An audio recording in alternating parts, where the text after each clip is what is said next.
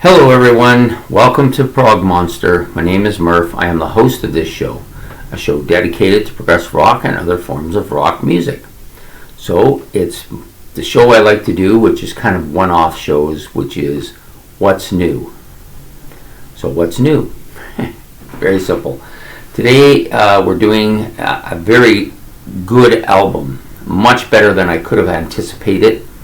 It's an album by Uriah Heep, their newest one, called Chaos and Color. So this is a very complex but well-produced album, in my opinion. Lots of really good stuff here. But before we get going too far, I give you a little bit of the informational stuff. So it was released on the 27th of January this year, 2023. From the Chapel Studios in the United Kingdom.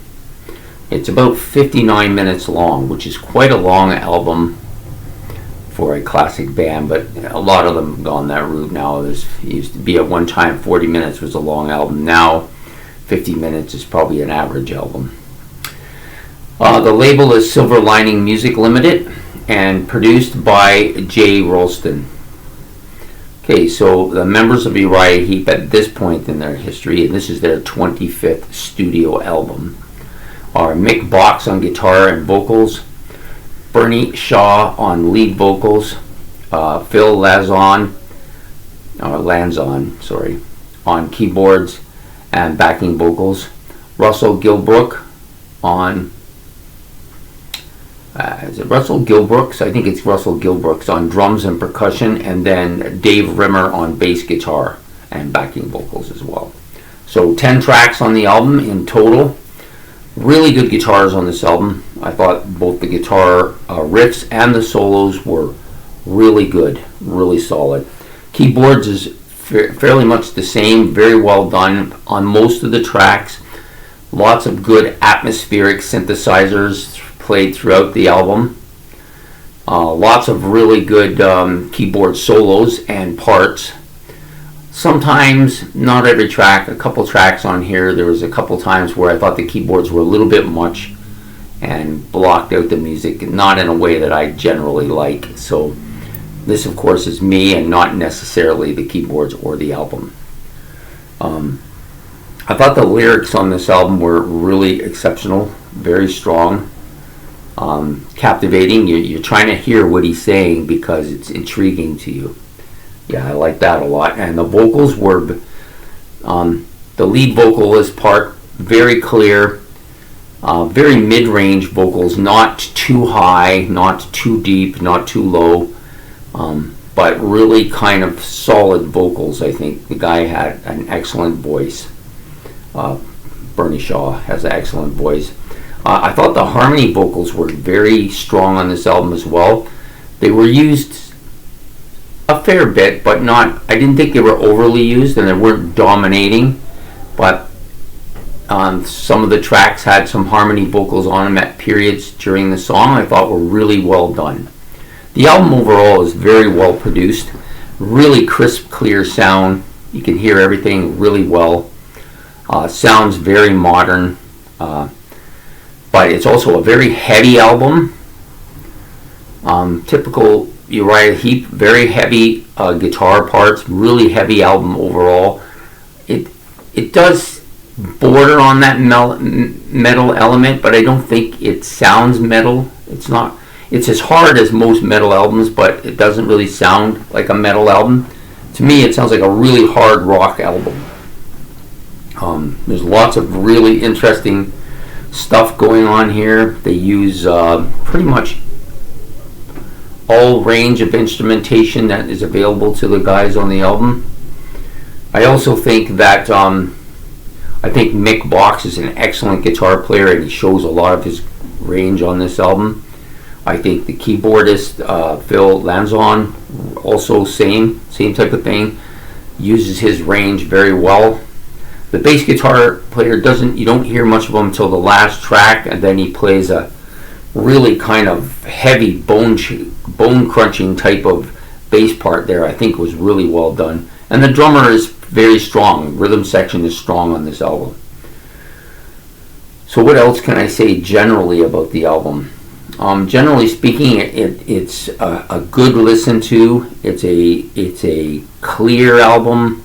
I've already said that, but it bears repeating. It's a very strong, clear album. Most of the tracks were at least a 6 or 7.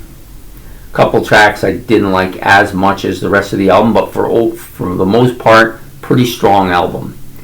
My favorite track on the album, Fly Like an Eagle. Thought this was an excellent track, and the other one I really liked was Hurricane. Those were my 2 top ones. But we'll give you a little bit of a breakdown on song by song, just to give you kind of an indication of where the album went. So it's the opening track, which is called "Save Me Tonight." Very heavy guitar part here.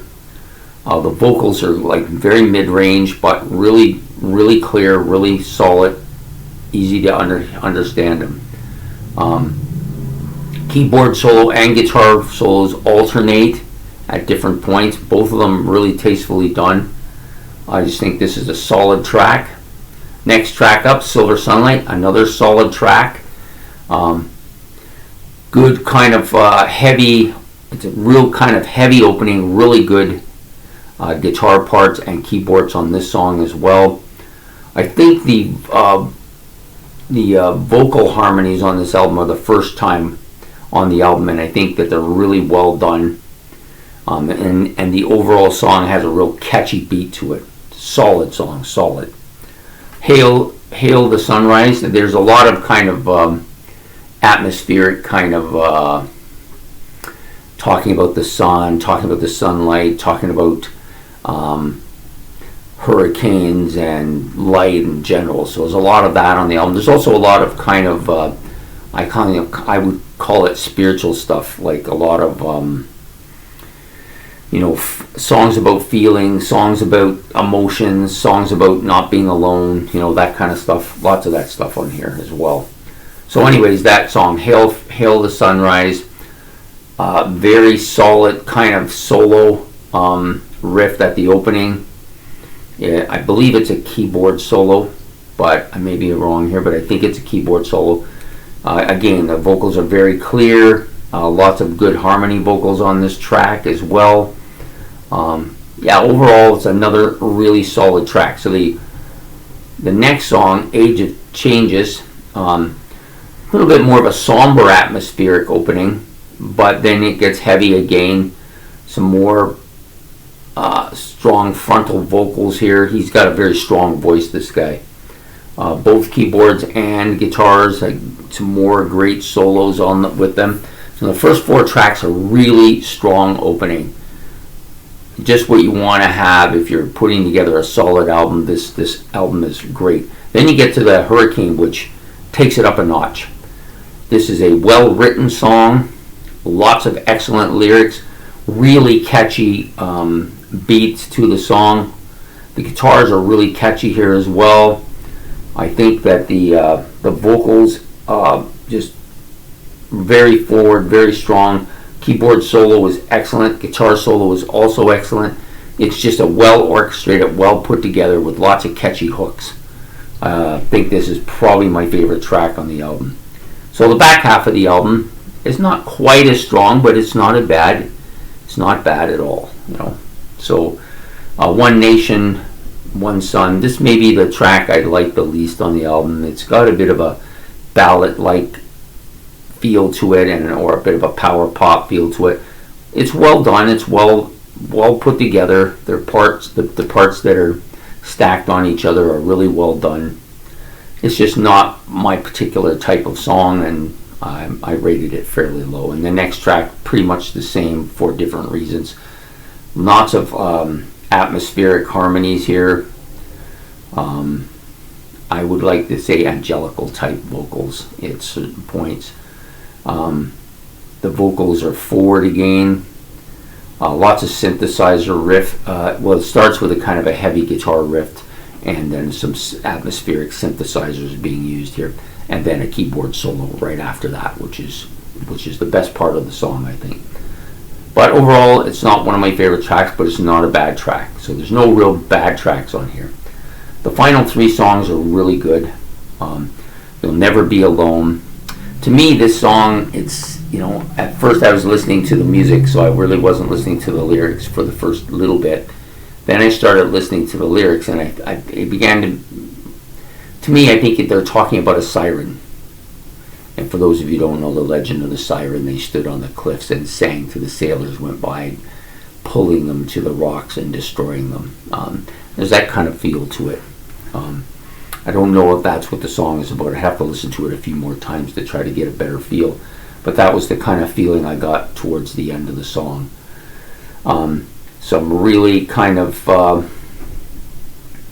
nice keyboards, melodic kind of harmonies. There's some piano on this song, really done well. There's a kind of part in it too where it has a kind of Peter Gabriel style when he was with Genesis, but doesn't sound like Gabriel at all, but has that kind of style. Then it jumps and gets really heavy for a bit, and then comes back. It's a good song, a solid song. I think it definitely could fit in on the first side and fit right in with that row of songs that I said earlier. You got Fly Like an Eagle. This is the other track on the album I like a lot. Really heavy guitars, nice keyboards on this, and just riffing. Like both of them have like solid riffs here. Very catchy, melodic, kind of beefy track, I think. And even the organ, which creates that kind of an atmosphere for the song, is not badly done. I like it. It's good. I'm generally, for most of you know, I don't really care for keyboards with heavy metal albums, but this one, he's using the keyboards atmospherically very well, or the synthesizer parts anyways, and the solos are good and timely. They're not distracting at all. The 10th and final track of the song, this one had a lot to it. It's a very long song. I think it's the longest on the album. It's over 8 minutes. Freedom to Be Free.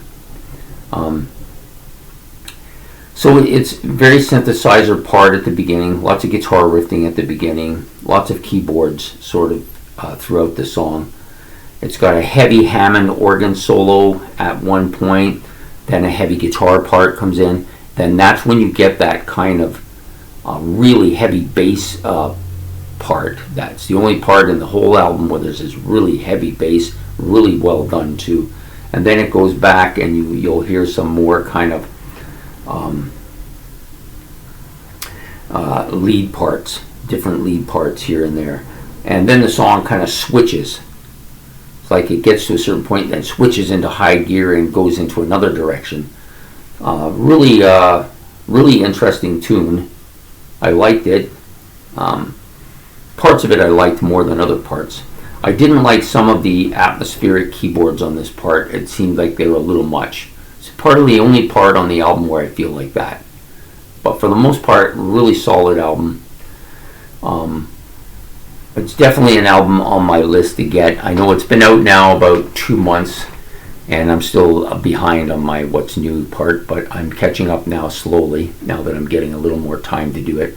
Catching up slowly. I'll try to catch up on all the ones that I originally had written that were supposed to go in February, from January to February.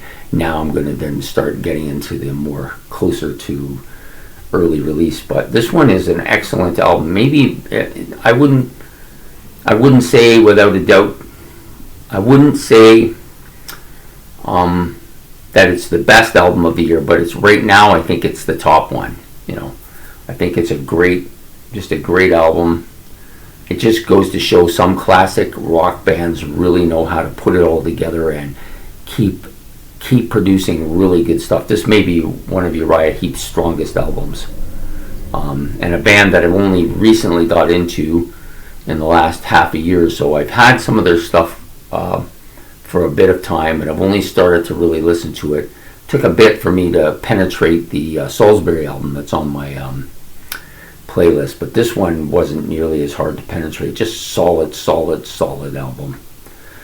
So for those of you who like Uriah Heep, you'll be happy to know you're going to get another really good one. For me, it's great because it's new to me. It's fantastic.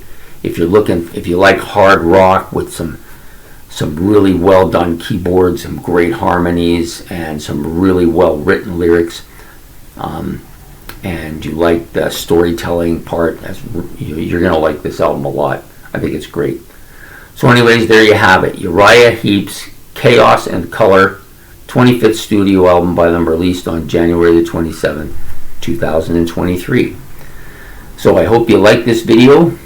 It was fun to make, and please subscribe. It's much appreciated. This will probably come out, I think it's going to come out around 8 o'clock because I put out the Battle of the Bands one a bit late today. So I think I'm going to keep this one back till 8, so it'll come out at 8. And then next week I'm hoping to do another What's New. If I can, I'm going to try and squeeze a couple in, but one for sure. So anyways, have yourself a good night, and we'll see you again. Take care.